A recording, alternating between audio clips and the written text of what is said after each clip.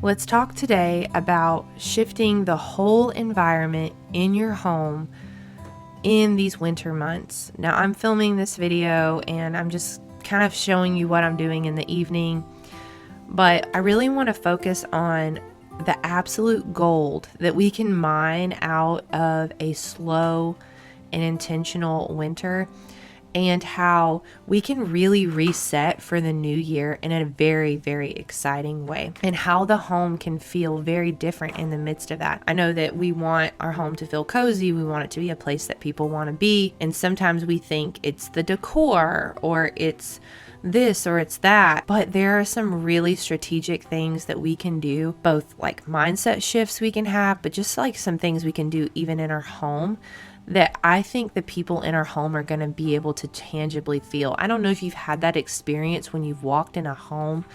Maybe you have a grandparent you loved or somebody you really respect, and it wasn't like they had the most insanely gorgeous decor. It wasn't like the home was perfect.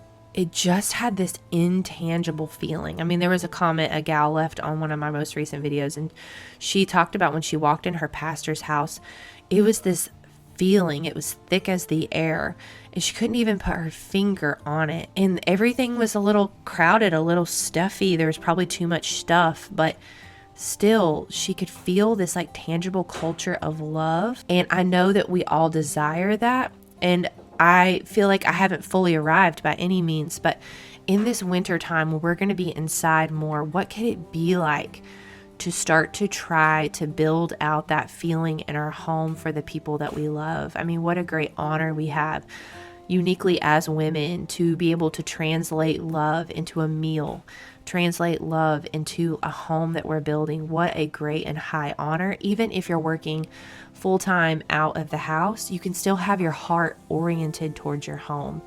And with our hearts pointed towards our home, the impact is immense and immeasurable. Honestly, I think one of the greatest areas that the enemy wants to take back is the home. And so, as a Christian, I believe it's so very important for me to have my heart oriented towards my home. Not even just for the people that are in my immediate family, but for the people that get to come into my home, neighbor kids. When I host a community group or just having a young gal over, I want her to feel that tangible love. So let's talk today about how to create that feeling. So, hey, my name is Lana. This is Girl Teach Me. This whole channel is just to be a resource for you. I also have a blog, girlteachme.com, trying to pack both YouTube and my website with just resources that are trusted to you to help you level up your motherhood. That is my total goal. I am very out of breath. I am 34 weeks pregnant with my sixth child, which is so hard to believe. Like, I can't even tell you. I never thought I would be a mom of six, but it's been such a sweet ride. But I'm also a little out of breath, which is just, part of it. If you happen to be pregnant also, I want to tell you, I say it in all my videos, I have a free class for you down below, how to change your whole birth experience, how to do what you can to try to make it what you want. That's down below if you happen to be pregnant. So the first way I think we can start to change the whole environment of our home is to really realize that we are the thermostat, that we, as the moms, as the women in the home, whether we feel flustered, we feel angry, we feel just like our feathers are ruffled or people are walking on eggshells around us, that impacts our home. So I think getting well, if mama's doing well, it really helps everybody else do well. That's what my midwife told me when I was trying to heal. She said, if mama goes down, everybody goes down. And so I am not here on the massive self-care train and all the things, but there is a reality that if we are not taking care of ourselves the way we ought to, which, may I be clear, I think that's the harder decision to make.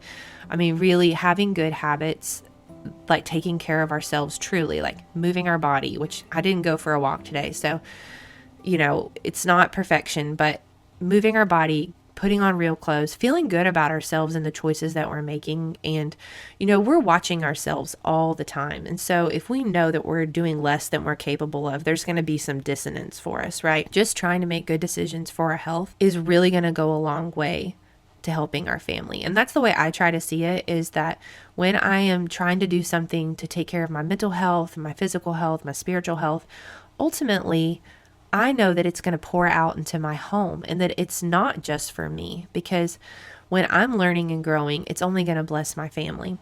And so I think, if there's anything going on in us that is not well, if we have a vertical problem with the Lord, where we're not connected to the higher source, where we're not getting the help that we need, and we're carrying all the burdens ourselves, like, our family's going to feel that. They're going to feel that from us. But when we have a hope that goes beyond this world, and when we feel like, as Jesus says, his yoke is easy and his burden is light, that yoke is meaning like what they would strap to an ox. When we feel like we can lay our burdens down at the feet of Jesus and not worry every second, that is going to help tremendously. And the second thing is changing the light and the sound in our home. And this is especially important, I think, in the wintertime, because for most places, it's going to get dark sooner. And there is a specialness to that. I think a uniqueness to that can help our family kind of turn like inward together a little bit. It can be really special. And so a couple of things that have really helped, I'm just going to talk personally from my home, is turning the lights down a little bit. As the light is changing outside, trying to make sure the light in my home is matching that. I've tried to change as many of my light bulbs out to more of an amber color. It helps everybody signal in their brains that, it's time to wind down a little bit. And just lighting more candles. I know it can sound so trite, but some beeswax candles around the house, obviously in a safe way, has been I think, number one way to boost the cozy level. We even do it in the summertime, but especially in the winter. I mean, we transitioned our fireplaces from gas to wood burning. We had a dear friend help us do that. That's been phenomenal. I mean, a good warm fire, turning down the heat in the house and then putting a fire in one room, everybody's going to come to that one room. And just moving the TV out of the family spaces. That's one thing I learned from TechWise family. We have a projector. It's down in the basement, and we don't allow free access to that. It has really helped everybody to want to be together. And so that's changed the coziness level. Also, I learned from my dear friend here on YouTube, Margaret Matheny, like nice, relaxing music. So I'll say, hey, Siri, turn on classical, relaxing classical. Or, relaxing classical Christmas music or Christmas hymns or Christmas carols if you're in the Christmas season. That has helped tremendously too. Like, my kids have commented over and over, Mama, this feels so cozy. And I'm not saying a word. I'm just turning down the lights. I'm just lighting some candles. I'm just setting the mood music. And we can have a very subpar meal, but it still feels so very, very different. Another thing, like, we're in the Christmas season right now. And so I ordered some like caroling books for like $3 on Amazon. And we have been sitting around at night. My husband hasn't picked up his guitar in 3 years. He picked it up the other night and started playing Christmas carols very imperfectly. And it's been fun. I mean, my oldest is 11. So I have 11, 9, 7, 5, and 2. And this has just been a really sweet time. But I think the thing that's helped the most is light and music and moving the screens out of the way. Like, of course they pitch a fit sometimes when they're used to getting to watch something or do something. But honestly, they see that it's so much better. It's so much better. I mean, I think our kids are craving connection with us, whether they're saying it or not. That having a connected family comes from spending quality time together. And so, it's not always going to be perfect. In fact, it's going to be a meltdown half the time. But I had a really wise mentor. She said, do not despair when you try to do a really good thing for your family and it doesn't seem like it's working 8 out of the 10 times. Keep going, be relentless. I mean, she talked about specifically game nights, that it would devolve into some kid crying or some kid fighting. And she said that she could feel the enemy saying, why would you even try? Why would you even try to take back your home for your family? Why would you even try to plan a game night? Don't you know it's always going to end in chaos? Don't you know that it's never going to be the fun that you were hoping it would be? And she had to resist that and say, no, I'm trying to make really good intentional decisions for my family, and it's always worth the fight. It's always worth the effort. We're going to face a headwind anytime we try to do something awesome for our family, right? But it's the setting of the sail that makes the difference. It's saying, you know what? This matters too much to be casual about it. I'm going to give my best.